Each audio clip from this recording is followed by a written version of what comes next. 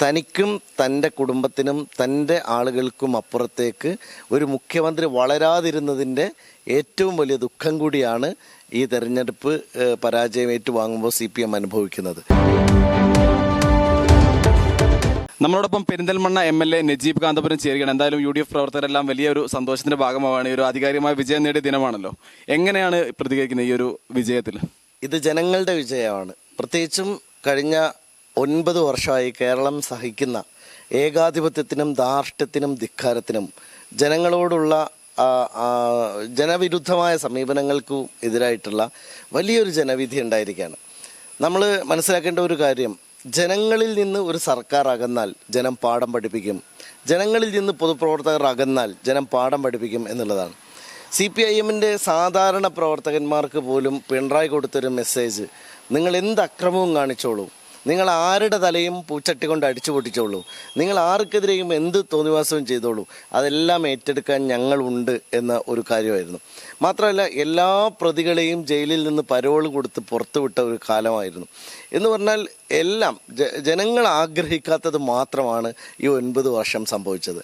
അപ്പോൾ സ്വാഭാവികമായും കഴിഞ്ഞ 3 ഉപതെരഞ്ഞെടുപ്പുകൾ ഞങ്ങൾ തുടർച്ചയായി വിജയിച്ചു. 4ാമത്തെ ഉപതെരഞ്ഞെടുപ്പിൻ്റെ പ്രത്യേകത അത് മലപ്പുറത്താണ് നടന്നത് എന്നുള്ളതാണ്.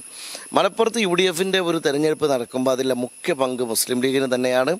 നിലമ്പൂരിലെ തെരഞ്ഞെടുപ്പിൽ മുസ്ലിം ലീഗിൻ്റെ നേതാക്കളും പ്രവർത്തകരും സാദിഖ് അലി ശിഹാബ് തങ്ങൾ മുതൽ ഇങ്ങോട്ട് എല്ലാവരും വളരെ കൃത്യമായി ഇടപെട്ടു. കുഞ്ഞാലിക്കുട്ടി സാഹിബ് വളരെ കൃത്യമായി ഇടപെട്ടു. നേതാക്കന്മാരെല്ലാം മുഴുവൻ സമയവും ക്യാമ്പ് ചെയ്തു.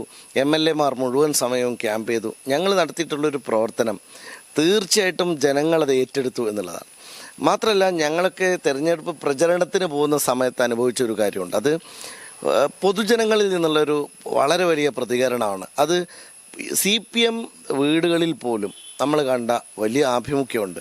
കാരണം ഈ സർക്കാരിൻ്റെ ശൈലിയല്ല ശരി, ഈ സർക്കാരിൻ്റെ നിലപാടല്ല ശരി, ഈ സർക്കാർ ജനങ്ങളോട് പുലർത്തുന്ന നയങ്ങളല്ല ശരി, ആശാവർക്കർമാർക്കെതിരായിട്ടുള്ള സമീപനം, അംഗൻവാടി ടീച്ചർമാർ നേരിട്ട പ്രശ്നങ്ങൾ, അങ്ങനെ തുടർച്ചയായി നമ്മുടെ നാട്ടിലെ സാധാരണക്കാർ, അവരായിരുന്നു ഒരു കാലത്ത് CPMനെ ആശ്രയിച്ചിരുന്ന ആളുകൾ, അവർക്ക് മനസ്സിലായി CPM അധികാരത്തിന് വേണ്ടി അവരെ വഞ്ചിക്കുകയാണെന്ന്. അതുകൊണ്ട് ഈ തെരഞ്ഞെടുപ്പ് ജനകീയമായൊരു വിജയമാണ്. 2026 ഐക്യജനാധിപത്യ മുന്നണി അതിശക്തമായി അധികാരത്തിലേക്ക് വരുന്നതിൻ്റെ തുടക്കം നിലമ്പൂരിലായിരിക്കുന്നു എന്നുള്ളതാണ്. എന്തായാലും ഈ ഒരു തെരഞ്ഞെടുപ്പിലെ UDFന്റെ വിജയം പിണറായിസത്തിനെതിരെയും അതോടൊപ്പം തന്നെ ജനദ്രോഹ ഭരണത്തിനെതിരെയുള്ള ഒരു മറുപടി തന്നെയല്ലേ? തീർച്ചയായിട്ടും നമ്മൾ തെരഞ്ഞെടുപ്പിൻ്റെ തുടക്കത്തിൽ ഞാൻ ഫേസ്ബുക്കിലിട്ട ഒരു പോസ്റ്റ് അതാണ്. ഇത് നിലമ്പൂരിലേക്ക് വരൂ, നമുക്ക് പിണറായിസത്തെ നേരിടാം എന്നുള്ളതാണ്. ജനങ്ങൾ 100% പിണറായിസം എന്ന് പറയുന്നത് ഒരു നമ്മളൊക്കെ മനസ്സിലാക്കിയിരിക്കുന്നത്, അതിൻ്റെ അർത്ഥം സാധാരണ ജനങ്ങൾക്ക് പോലും പിടികിട്ടിയിരിക്കുന്നു. തനിക്കും തൻ്റെ കുടുംബത്തിനും തൻ്റെ ആളുകൾക്കും അപ്പുറത്തേക്ക് ഒരു മുഖ്യമന്ത്രി വളരാതിരുന്നതിൻ്റെ ഏറ്റവും വലിയ ദുഃഖം കൂടിയാണ് ഈ തെരഞ്ഞെടുപ്പ് പരാജയം ഏറ്റുവാങ്ങുമ്പോൾ CPM അനുഭവിക്കുന്നത്. അപ്പോൾ അതുകൊണ്ട് CPMനകത്തും പുതിയ രാഷ്ട്രീയ പ്രശ്നങ്ങൾ ഉയർന്നു വരാൻ പോവുകയാണ്. ഈ ഏകാധിപത്യത്തെ ചോദ്യം ചെയ്യുന്നവർ പാർട്ടിക്കുള്ളിലും ഉത്ഭവിക്കാൻ പോവുകയാണ്. ഇത് പിണറായിസത്തിൻ്റെ അന്ത്യം കുറിക്കും, പിണറായി വിജയൻ്റെ ധാർഷ്ട്യത്തിൻ്റെ അന്ത്യം കുറിക്കും. നിലവിലെ സോഷ്യൽ മീഡിയ പറയുന്നത് ചാലിയാർ അറബിക്കടലിലുള്ളതാണെങ്കിൽ നിലമ്പൂർ ബാപ്പുട്ടിക്കുള്ളതാണ് എന്നാണല്ലോ. എന്താണ് ആര്യാടൻ ഷൗക്കത്ത് എന്ന യുവ MLAയെ കുറിച്ച് നിങ്ങളുടെ ഒരു പ്രതീക്ഷ? അദ്ദേഹം വളരെ ഭാവനാസമ്പന്നനായിട്ടുള്ള ഒരു ജനപ്രതിനിധിയാണ്. അദ്ദേഹം നേരത്തെ തന്നെ മുനിസിപ്പൽ ചെയർമാൻ ആയിരുന്ന കാലത്ത്, പഞ്ചായത്ത് പ്രസിഡന്റ് ആയിരുന്ന കാലത്തൊക്കെ അദ്ദേഹം വളരെ മനുഷ്യപ്പറ്റുള്ള ഒരുപാട് പദ്ധതികൾ കൊണ്ടുവരികയും അത് വിജയിപ്പിച്ചെടുക്കുകയും അതിന് ലോകോത്തരമായ അംഗീകാരങ്ങൾ നേടിക്കൊടുക്കാൻ സാധിക്കുകയും ചെയ്തിട്ടുണ്ട്. അതുകൊണ്ട് ഇടപെടുന്ന ഒരു പൊതു പ്രവർത്തകൻ എന്ന നിലയിൽ അദ്ദേഹത്തിൻ്റെ ഭാഗത്തു നിന്ന് കൂടുതൽ സർഗാത്മകമായ ഇനിയും സംഭാവനകൾ നമുക്ക് പ്രതീക്ഷിക്കാൻ കഴിയും. ഈ അടുത്ത കാലത്ത് LDF സർക്കാരിന്റെ ഭരണകാലത്ത് ഒരുപാട് ഉപതെരഞ്ഞെടുപ്പ് നടന്നിട്ടുണ്ട്. പാലക്കാടാണെങ്കിലും തൃക്കാക്കരയാണെങ്കിലും പുതുപ്പള്ളിയാണെങ്കിലും ഒടുവിൽ നിലമ്പൂരാണെങ്കിലും UDFന്റെ വിജയം വലിയ ആധികാരികം തന്നെയാണ്. ഇതൊരു വലിയ പ്രതീക്ഷയല്ല? ഇനിയൊരു ഭരണ സംവിധാനം UDFന്റെ നേതൃത്വത്തിൽ കേരളം ഭരിക്കുമെന്നൊരു പ്രതീക്ഷ തന്നെയല്ല നൽകുന്നത്? ഇത് പ്രതീക്ഷയല്ല, ഉറപ്പാണ്. കാരണം നമ്മൾ ഇതുവരെ പ്രതീക്ഷകളായിരുന്നു. ഇപ്പം നമ്മൾ നിലമ്പൂരോടുകൂടി UDF 2026 ഭരിക്കുമെന്ന കാര്യത്തിൽ ഒരാൾക്കും സംശയമില്ല.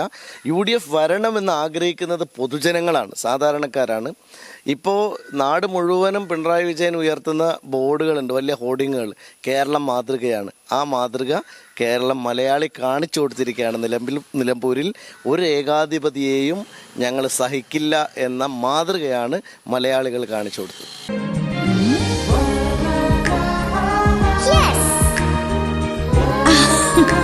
UGS ഗ്രൂപ്പ്, സ്വപ്നങ്ങൾക്ക് വിശ്വാസത്തിന്റെ കയ്യൊപ്പ്.